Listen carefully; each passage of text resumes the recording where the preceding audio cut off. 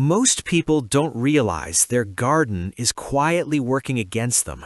You plant the seeds, water faithfully, watch the leaves grow, and yet, when harvest comes, the baskets feel lighter than they should.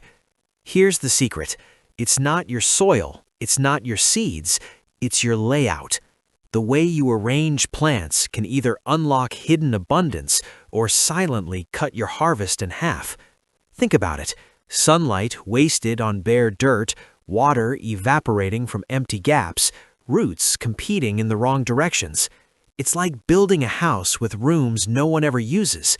And here's the part most gardeners miss. Changing the layout doesn't require more plants, more fertilizer, or more hours in the sun. It's a shift so simple you'll wonder why nobody told you sooner. This design was once common knowledge among homesteaders who depended on every square foot of food. Today, it's almost forgotten. But once you see how it works, you'll never look at your garden the same way again. Because doubling your harvest isn't about doing more, it's about arranging smarter. And in times like these, that difference could mean the line between scarcity and security. If you've ever started a garden, you probably know the feeling. You put in the work, you buy the seeds, you carefully water and weed, and when harvest time finally comes, the results are underwhelming. You expected overflowing baskets, but instead you're staring at a few tomatoes, a handful of lettuce, maybe a cucumber or two. It's not failure, but it's disappointing. The frustration is real because gardening takes effort. You're out there in the heat, pulling weeds, checking for pests, making sure the soil doesn't dry out. You're investing time and energy, and yet the payoff feels small. For many beginners, this is the moment when doubt creeps in. Maybe I don't have a green thumb. Maybe gardening just isn't for me. But here's the truth. Most of the time, it's not your skill that's the problem. It's the layout. The way you arrange plants can quietly sabotage your harvest without you even realizing it. Rows that look neat and orderly often leave huge patches of soil exposed. That bare soil heats up, dries out, and wastes precious water. Meanwhile, the plants themselves are competing for sunlight in awkward ways. Tall crops shading smaller ones, roots fighting underground, and nutrients being pulled unevenly. Think about it like this. Imagine you're hosting a dinner party, but you seat all your guests at one end of the table. The food is there, but half the chairs are empty, and the conversation feels lopsided. That's what happens in a traditional row garden. You're using the space, but not using it well. And the worst part? You don't know this until harvest. You can't see wasted sunlight or lost nutrients. You only see the smaller yield at the end of the season. That's why so many gardeners repeat the same mistake year after year, thinking they just need more plants, more fertilizer, or more effort. In reality, they're working harder than they need to, without realizing the design itself is holding them back. This pain point hits especially hard for anyone gardening with preparedness in mind. If you're growing food because you want security, because you want to rely less on the grocery store, then every square foot matters. A weak harvest isn't just disappointing, it feels like a warning sign. You start to wonder, if I can't get enough food for my own garden now, what happens if I really need it later? That's the frustration I want to solve today. Because the problem isn't your soil, your seeds, or your effort.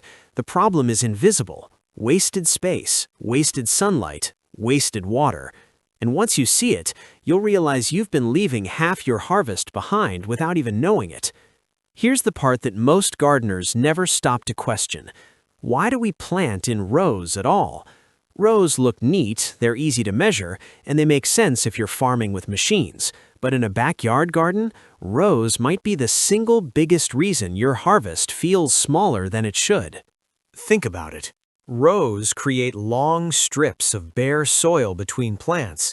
That soil heats up, dries out, and becomes wasted space. You're watering more, but the water evaporates faster. You're pulling weeds, but the weeds love those open gaps.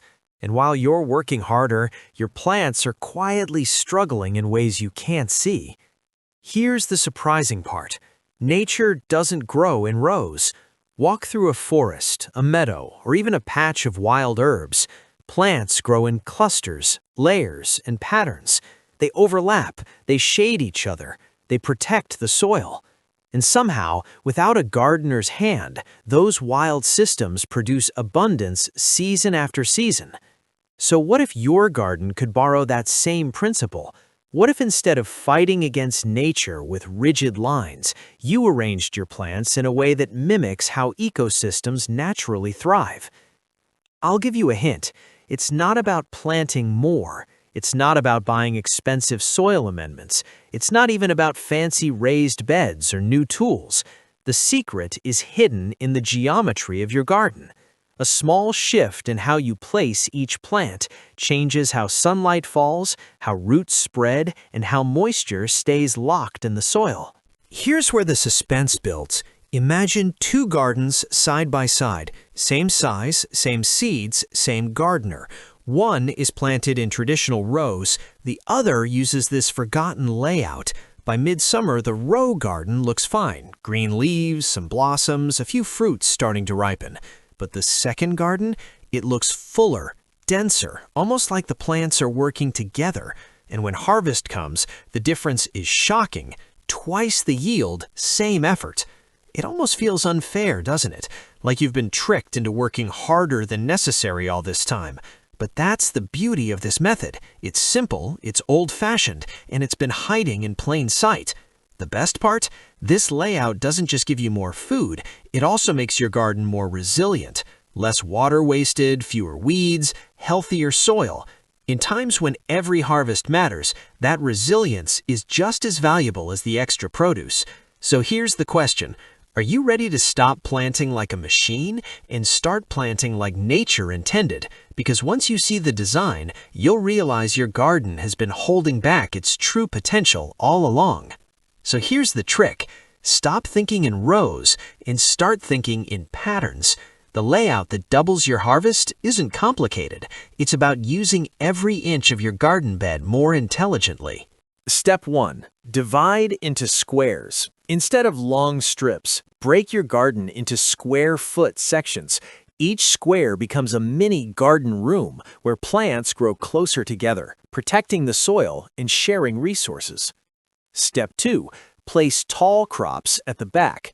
In the U.S., most gardens face south for maximum sunlight. Put taller plants like tomatoes, corn, or sunflowers on the north side of your bed. That way, they won't cast shade on smaller crops. Step 3. Fill the gaps with leafy greens. Use quick-growing plants like lettuce, spinach, or radishes to fill the spaces between larger crops. These act like living mulch, keeping the soil cool, locking in moisture, and preventing weeds. Step 4. Mix plant families. Don't cluster all one type together. Pair tomatoes with basil, carrots with onions, beans with corn. This reduces pest problems and balances nutrients in the soil. Step 5. Rotate each season. Next year, swap plant families around. This keeps the soil healthy and prevents pests from settling in. The beauty of this method is that it doesn't require extra seeds, fertilizer, or tools. You're simply rearranging what you already have. And the payoff? More food, less wasted space, and a garden that feels alive and abundant. It's practical, it's beginner-friendly, and once you try it, you'll wonder why rows ever seemed like the right way to garden. You'll notice the payoff fast. Same bed, same seeds, but suddenly the harvest feels fuller. Lettuce leaves overlap, tomatoes ripen without wasted space, and the soil stays moist longer. It's not theory. I tested this layout side by side with rows. The block design gave me nearly twice the yield, with less watering. That's proof you can see, not just hear. Here's the twist most people miss. Rows aren't just inefficient, they actually invite problems.